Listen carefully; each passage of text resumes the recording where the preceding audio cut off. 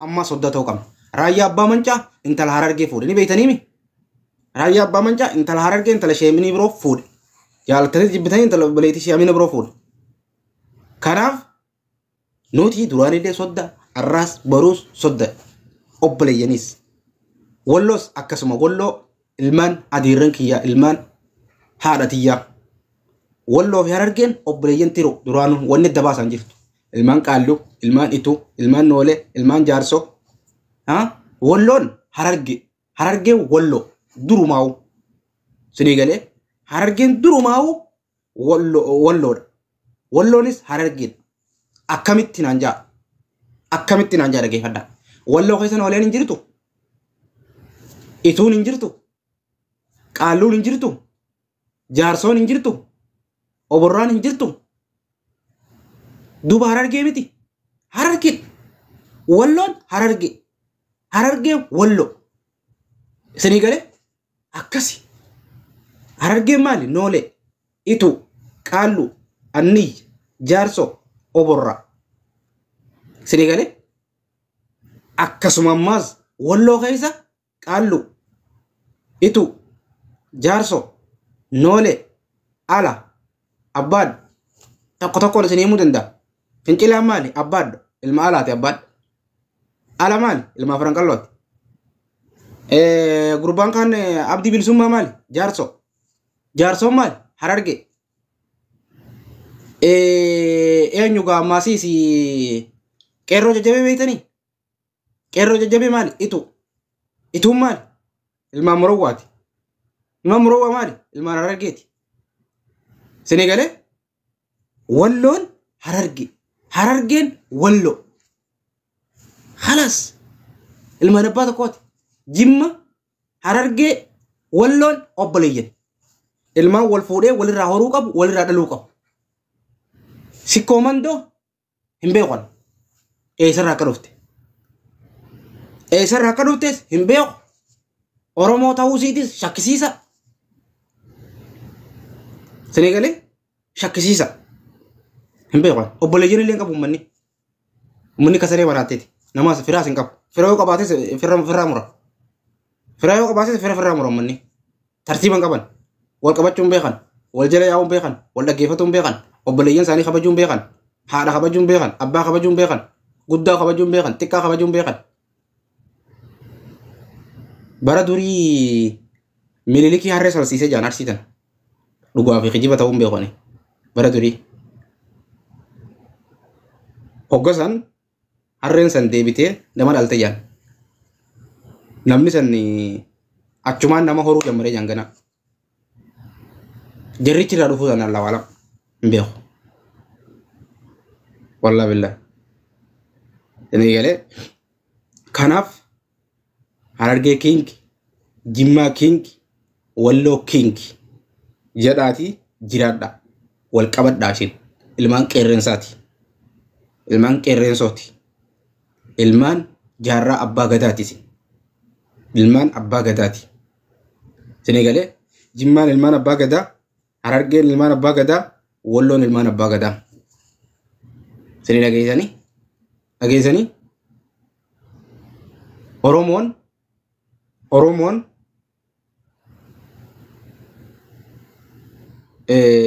kutaan Oromoo kun kudha tokko jaaniimi kudhan isinii isaabu Harargee takka, Jimmaa lama, Baale sadi,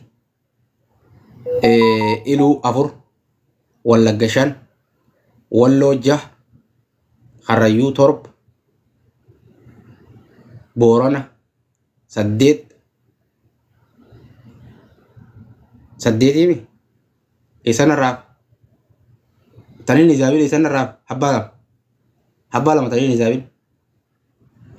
isaabin mee naayima habbaa lamaan irraafe shawaa sagal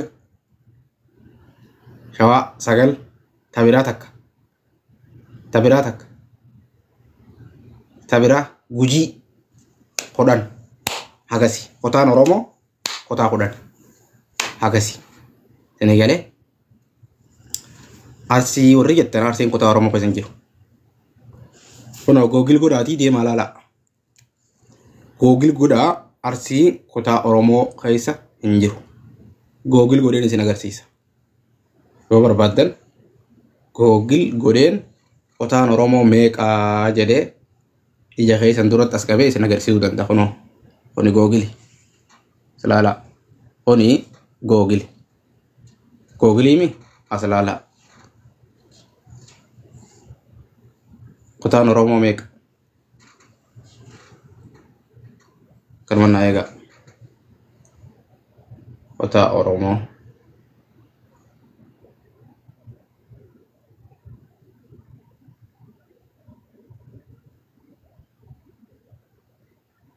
Kutaan Oromoo meeqa? Koppiliin itti muddaa. Mucaan itti dhufaa jira jidduun. Kutaan Oromoo meeqa dhaggeeffadha. Isiniif dubbisaa. Dhaggeeffadha.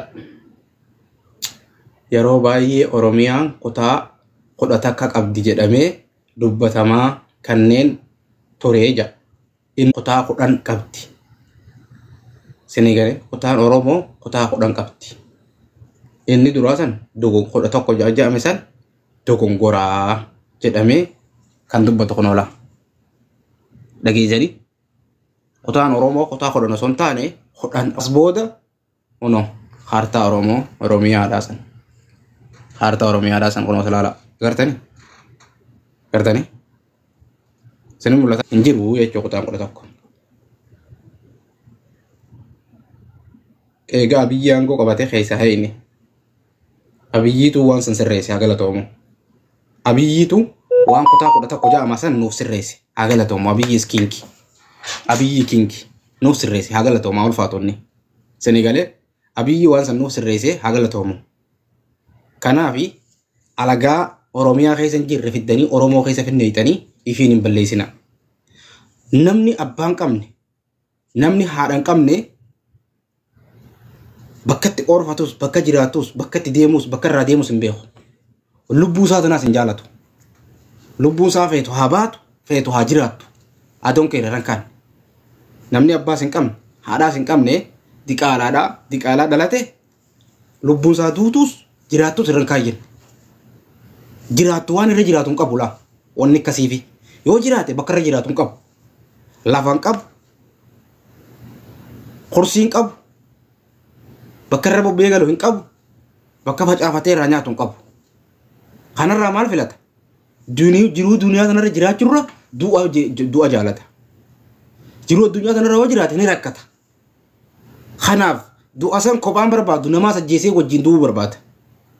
Kophaa du'uu hin barbaadu namaa sajjeesee waliin du'uu barbaada. Isin galee haati bakar fayyaan qabdu jechuun dhageemma. Haati bakar maraate jechuun dhagee. Rabbu maqaa haadha bakar kanaas wanni godhe. Warri ergattan kun maaliif ergattan? Maaliif ergattan mee warri ergattan kun? Boodaan isin galcha dhageessanii. Boodaan isin galchaa mucaan haa dhufu. Wagga mucaan dhufeen isin galcha. Taap koppiliingi godhan gasu. Taap koppiliingi. Let's go akkana Harargee. Mee ilaala Harargee taname. Wallah Harargee isiniin boona boo. Isiniin boona boo Harargee. Dur miidiyaa kanarra nama tokko kijiba miidiyaa kana qabatee dura tur. Harargeen tun bara Harargee tana namaa qancarsee bara. Harargee tana namaatu qancarse wallahi billahi. Harargee tana hogganaa dhabdeeti. Nama dhaggeeffatu dhabdee. Nama jala deemtu dhabdee. Gamaa gamana facaate. Isin galee namni miidiyaa kana tolche Harargee. Namni TikTok kana fide Harargee. Namni jawwaala tolche Harargee. Namni kaardii jawwaala naqatu tolche Harargee. Laal. Waa meeqa bar waa meeqa isin tolchite bara Harargee tun. Waa meeqa isin tolchite. Beekumsa meeqa. Barnoota mana barumsaa akka deemtanii barattan haa isin godhe Harargee. Akka afaan Oromootti haasoytan haa isin godhe Harargee. Ragaa jira. Kanaatu beeyta. Si galee kana keessa garuu isaan na arkee dhiisaniituma callisanii ta'an. Waggaa 2 waggaa 3 hoggana miidiyaa kanarraa nama Harargee jedhee dubbatu dhabneet namuma maqaa Harargee dhawu feemasuma tokko kanuma silaa agartee ol guddatee jiru namni dhaggeeffatu. Harargeelis jala deemtee namni kun nama keenya jettee waan qabdus itti baaftee jajjabeessitu. inni kun ilma keenya jettee jala teessee halkanii guyyaa hirriibatti dhabdus ni dhabdii dhaal waggaa 2 waggaa 3 sini galee hundinuu Harargee osoo hin jenne kunis kanuma biraa haasaa kunis gooma dhuunfaa haasaa kunis akkasii daddafaa facaate amma immoo rabbi alhamdulillah Harargeen nama mataa jala qabattu dhufe nama rakkoo sitti himattu dhufe nama eenyummaa Harargeetiin boonu dhufe nama aadaa isaa calaqqisiisu dhufe namni aadaa isaa boonsu namni aadaa isaa boonsu namni Harargee ja'uu itti hin qaanfan namni Harargee ja'uu hin toffan nam qiimaa Harargee waan taate namni beeku dhufee jira miidiyaa irra kunoo ana jaalattus jibbitus Harargee ta'een nama ta'a duriis akkanumaan jechaa ture jalqaba miidiyaa kanarra dhufeerraa Harargee ta'een nama biraa ta'a jedhan ture jaalattus jibbitus namni hundi na beeka Harargee ta'een nama ta'a Harargee kabajeen nama kabaja jechaan ture gaafa miidiyaa kanarra dhufe nama wallolluus nama arrabsuus Harargee jedheen ittiin boonaa ture ummata kanaa jira kun wanni isaan ummata kanaan beeka ummata jaalatamaa kanaan beeka ummata tokko ofirraa nafne ummata khalee wallolaa oolee dheengadda wal cafaqaa oolee ifi wal keessa gaddachee arragizeenii fi namni dhufee itti ka'u namni walitti hin fayyifne abba namni walitti hin fayyifne hin jeebar namni jaarsummaa taa'ee jidduu naasoo hin jeebar ifumaaf yaa xiyya yaa nama xiyya yaa qaalii xiyya ansi maleen qabu ati nama maleen qabdu waliin jedhanii garaa tokko bobbaan bakka takka nyaatanii bakka takka dhuguu eegalan osoo namni tokko walitti taa'een fayyisin isin kalee wal loltan nuti kalee wal lolle jedhee osoo walitti niyyaan qolitin akkana ilmaan jaalalaa ilmaan kabajaa ilmaan garaa baxalaa gisa jennu baxala Harargeen baxala wanni jennuuf kana baxala jechuu beeytan ummata baxala jechuu beeyta Harargeen baxala waa garaa siin qabdu xaliila qulqullu xaliila qulqullu jechuun Harargeedha mee deem Harargee bira dhaqi shamara Harargee takka bira dhaqiiti shamara Harargee takka bira dhaqi akkana godhime qaama sii kanarra akkana godhime qaama sii kanarra akkana godhiiti shamara Harargee bira dhaqi samboodaan akkana fuula kee kana godhime fuula kee kana akkana bareechitee lafa sakeesi shamara Harargee gizee akkana goote fuudhime shamara Harargeeti akkana goggodhime samboodaan fuula kee kanarra akkana godhime akkana fuula kee kana xaliilchee lafa sakaa nyaata ilmaan Harargee godhu shamarri Harargee guutu nyaadhu laalime shayxaana garaa keessaa siyaasa jinni garaa keessaa quraana siqqaraan siyaasu san jinni garaa keessaa siyaasa nyaanni shamarri Harargee gootu nyaanni shamarri Harargee gootu garaa kana keessaa siyaasa mee rifeensa laalis rifeensa shamara Harargee laalime shamara Harargee malee jira ka rifeensi si araba fakkaatu faranjii fakkaatu lash jedhee gizee isiin aadaa sii sirbitu akkasitti miidhagee akkasitti bu'u kan akka feete gootu shamara Harargee malee bareedinni rifeensaa jira mee rifeensa shamara Harargee laal dhaabbataa fi deeminsa shamara Harargee laal shamarri barboo kutaa biraa shamarri ollaa keenyaa tokko faan kutaa ollaa keenyaa tokko faan hudduun guddoo asiin xiqqoo asiin guddoo asii gadiin gabaabduu asii gadiin dheertu shamarri bar mudhii gadiin dheertu bar fokkottutti akhiraati bar shamarri mudhii gadiin dheertu fokkottutti akhiraati shamara jechuun mudhii qalloo asii oliinis bareeddu qaamni sii irraa gadiinis walqixa haa ta'u walqixa yaanchi sawaa kajeesan gartee qamara yee sirbisan shamara Harargeeti bar sawa qaamni sii guutuun sawa qaamni sii guutuun shamara Harargee jaalattus jibbitus bareedinni sii faranjiitu ajab irraa jee deem shamara Harargee keessa fakkattu takka fidime kutaa biraarraa dhuftanii fuutanii bar shamara Harargee innaa babbareeddu keessa shamarri Harargee maal jette miciyyoon takka viidiyoo sii dhaggeeffadhee dhiyoon tana isin shamara ganda keenyaa dhiiftanii shamara Harargee fuutanii jettee bar maali kun bareedina nyaata isiin godhuu beektu qulqullina isiin eeggattu shamara Harargee gizee hundamee as jala bobaa jala akkana jiifuunfadhu foolee takkan kaatu shamara Harargee yeroo hunda hoofuunfadhu koo bobaasii kana godhi hot harmasii jala seenii urgoyfadhu shitto urgoyti bar shitto urgoyti shamarri Harargee naaman garuu shamara biraan dabruu hin dandeessu bar foolee isiin se dhoytu bar walitti